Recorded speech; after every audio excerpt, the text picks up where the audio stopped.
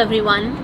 How many of y'all have spent your vacations tracking tigers or elephants in a forest? Or better still, doing pottery in a quaint little Indian village? Not many, right? Because when it comes to picking the ideal travel destination, wildlife sanctuaries don't necessarily feature on that list for many people. But that wasn't true in my case. I was 4 years old when I did my first road trip, Mumbai to the southernmost tip of Indian mainland, Kanyakumari. My parents planned this exotic road journey because they wanted me to experience my country and its different cultures. We visited a lot of national parks, went to religious places of worship, and met incredible local people. And I distinctly remember one incident.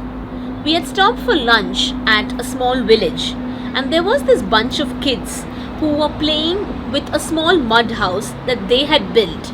And they had these dolls with them made out of twigs, and they had used jackfruit seeds for decorating the heads of the doll, and they had dressed up those dolls with leaves and flower petals.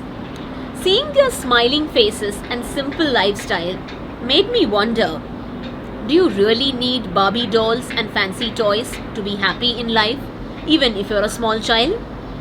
So this question of finding true happiness kept popping up as I traveled across India and experienced the lifestyles of different local communities. The answer presented itself, and I realized that finding true happiness is all about searching it within yourself. You only need to know how to mine it. Travel changes you in so many different ways, much more than you can ever imagine. It shapes your personality and it broadens your horizons. Being a wildlife presenter and storyteller has taught me so many different things, and these lessons have been ingrained within me, possibly because I didn't rote learn it from a textbook sitting in a classroom. So, today I'm going to share with you my top 3 key lessons that I have picked up on this journey. Number 1, respect. The first thing that nature teaches you is to value every creature, no matter how big or small it is. The web of life connects all these different beings, and even if one thread is broken, then the entire balance gets tilted. Similarly, in human life as well, we need to respect people irrespective of their caste, creed, religion, gender, sexuality, or vocation for that matter. We all have a role to play on this planet. And I discovered this more when I began working with the local fishing community in Mumbai during wetland conservation project, which I have been working on for the past 2 years now. So Mumbai, as you know, is a coastal city, and at one point it used to have a lot of wetlands and mangroves and marshes. Today, very few of these pockets remain because a majority of them have been taken up for development. So there is this one wetland among these known as Panje, which is the last remaining wetland of Uran.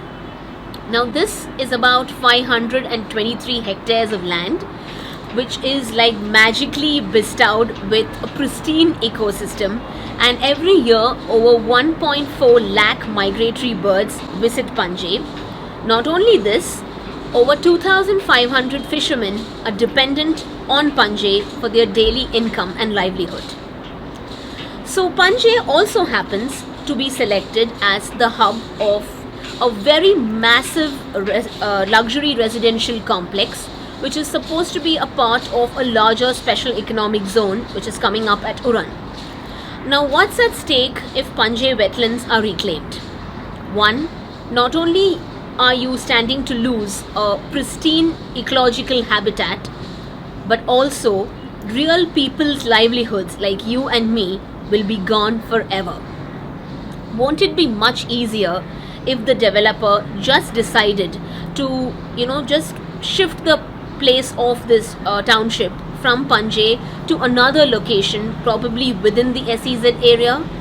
That way, it's a win-win situation for both the local community and the migratory birds and the bird life out there. Because we are talking about real people who have been fishing for generations, These people know about sustainable fishing, about conservation, about the migratory birds that visit these wetlands, much more than an average city dweller does.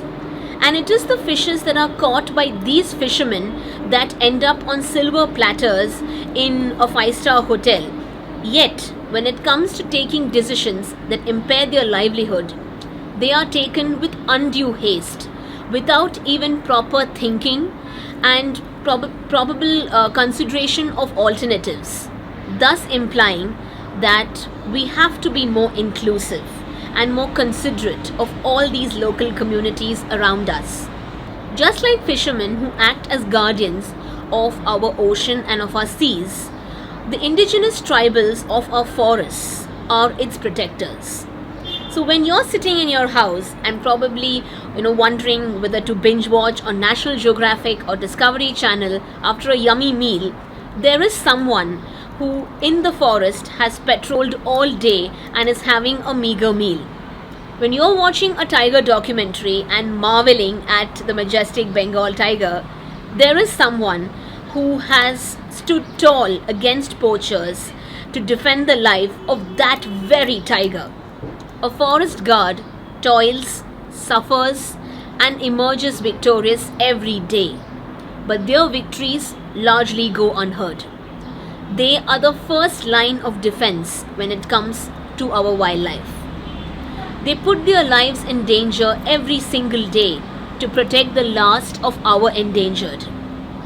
Yet, they aren't that glorified. I have had the fortune of spending some of my time and meeting these real life heroes and listening to their stories. These people live in areas of human-animal conflict. Sometimes they lose their loved ones or their cattle to animal attacks. Their crops get raided by these wild animals. Yet, they work relentlessly to protect the forest and its denizens. When you work towards something that you love, do it without any expectations or hope of getting a possible return or benefits. Moving on to my third lesson, which is connected to my previous two. I got to know about this while working on a project involving big cats and the local communities that live with these predators. So in Gujarat, if you notice, there is a tribe known as Maldharis. Now they are people who live right in the heart of Gir National Park, which is the only home to the Asiatic lion. Now these people are cattle herders and they worship the Asiatic lion as Lord Narasimha, the fierce half-lion, half-man avatar of Lord Vishnu. So I got talking to a Maldari village headman and he told me something which stayed on with me. His exact words are, and I quote, "We are the lion's guests. We live in their house. So how can we ever disrespect them?" Those words were so poignant that they stuck with me. Despite losing their cattle time and again to this big cat, they continue to worship it and they never think of revenge killing. Such deep is their worship. This practice not only exists in Gujarat but in Maharashtra as well. There is a group of people who revere the tiger as Lord Vaghoba. To them, he is Vanadevata, the lord of the jungle. So their worship transcends the daily temple rituals and is actually practiced by them every single day.